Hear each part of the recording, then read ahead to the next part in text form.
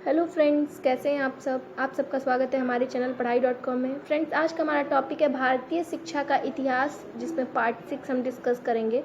Part 6 में शिक्षा एवं संविधान, जिसमें कुछ अनुच्छेद और उस अनुच्छेद के द्वारा क्या जाहिर किया जाता है हमें, या फिर उस अनुच्छेद में किन किन बातों को बताया गया है, तो उसके बारे में आज हम डिस्कस करेंगे। तो फ्रेंड्स, वीडियो को आप एक बार लाइक कर दीजिए और वीडियो देखने के बाद कमेंट करके जरूर बताइए कि कैसी लगी वीडियो। साथ ही साथ चैनल पे नए तो सब्सक्राइब करके बेल आइकन को प्रेस कर दीजिए ऐसी नई वीडियोस के लिए। फ्रेंड्स, हम अपनी वीडियो में आगे बढ़ते हैं।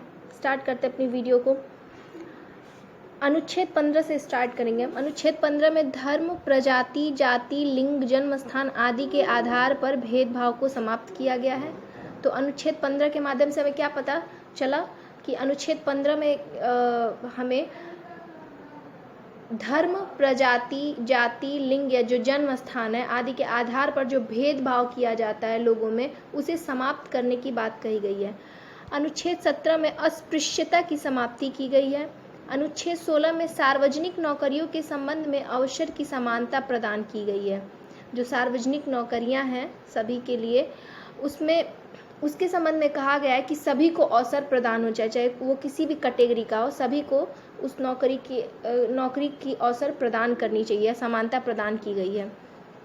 अनुच्छेद 28 में राज्य द्वारा पूर्णतः पोषित किसी शिक्षा संस्थान में धार्मिक शिक्षा नहीं दी जाएगी, परंतु उन प्राइवेट संस्थाओं में धार्मिक शिक्षा दी जा सकेगी जिन्हें सरकार या राज्य ने मान्यता दे दी है, या जिन संस्थाओं को सरकारी धन से सहायता मिलती है, या जिन संस्थाओं का प्रबंध तो सरकार करती है परंतु जो गैर सरकारी धन से बनी है और चलती हैं, और जिनके निर्माताओं और दाताओं के साथ में यह शर्त लगा दी है कि उनमें धार्मिक शिक्षा दी जाएगी, किंतु शर्त यह होगी कि उक्त संस्था में पढ़ने वाले किसी भी व्यक्ति को उक्त संस्था में दी जाने वाली धार्मिक शिक्षा में भाग लेने के लिए अथवा धार्मिक उपासना में भाग लेने के लिए अथवा उक्त संस्था की इमारतों में उपस्थित होने के लिए उस समय तक बाध्य नहीं किया जाएगा जब तक कि वह व्यक्ति वयस्क न हो, न और उसके संरक्षक ने उसके लिए स्वीकृति न दे दी हो।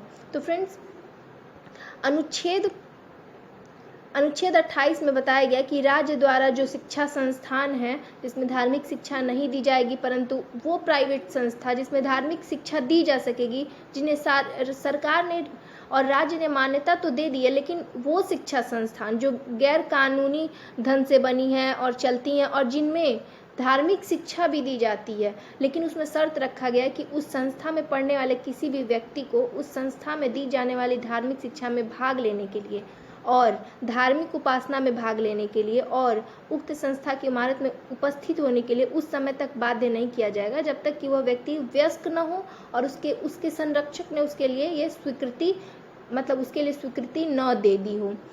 तो अनुच्छेद 29 फर्स्ट में भारत के राज्य क्षेत्र अथवा उसके किसी भाग के निवासियों के किसी भी भाग को अपनी विशेष भाषा, लिपि या संस्कृति बनाए रखने का अधिकार होगा। अनुच्छेद 19 क या 29 फर्स्ट के द्वारा।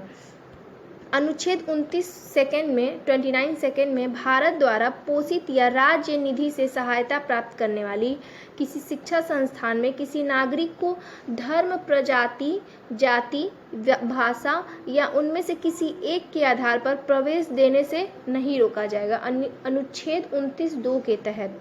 अनुच्छेद 30 में धर्म या भाषा पर आधारित सब अल्पसंख्यक वर्गों को अपनी रुचि की शिक्षा संस्थाओं की स्थापना तथा प्रशासन करने का अधिकार होगा, और उक्त शिक्षा संस्थानों को सहायता देने में राज्य किसी विद्यालय के विरुद्ध इस आधार पर विभेद नहीं करेगा कि वह धर्म या भाषा पर आधारित किसी अल्पसंख्यक वर्ग के प्रशासन में है।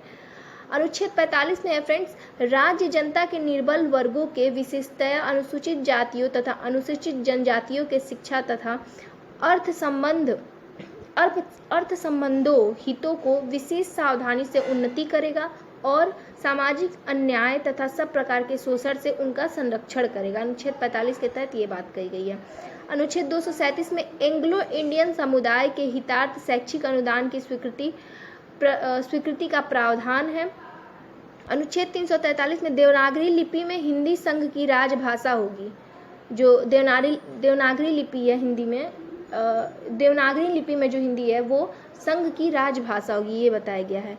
हमारी हिंदी हम सब जानते हैं राजभाषा है, राष्ट्रभाषा नहीं है। अनुच्छेद 350 में शिकायत निवारण हेतु भाषा का प्रयोग प्रत्येक व्यक्ति अपनी किसी शिकायत निवारण हेतु केंद्र व राज्यों में प्रयोग की जाने वाली किसी भाषा में पत्र लिख सकते हैं। अनुच्छेद 350A में प्रत्येक राज्य और प्रत्येक स्थानीय पदाधिकारी भाषाई अल्पसंख्यक वर्गों के बच्चों को प्राथमिक स्तर पर अपनी मातृभाषा में शिक्षा प्राप्त करने की पर्याप्त सुविधाएं प्रदान करने का प्रयास करेगा। अनुच्छेद 350B में भाषाई अल्पसंख्यकों के लिए विशिष्ट अधिकारी एक राष्ट्रपति, भाषाई अल्पसंख्यकों के लिए एक विशिष्ट अधिकारी की नियुक्ति की जाएगी। और 350B के दूसरे पार्ट में बोला गया कि यह विशिष्ट अधिकारी राष्ट्रपति को भाषाई अल्पसंख्यकों के हितार्थ संबंधी तथ्यों का अवलोकन करता है तथा राष्ट्रपति को सूचित करता है।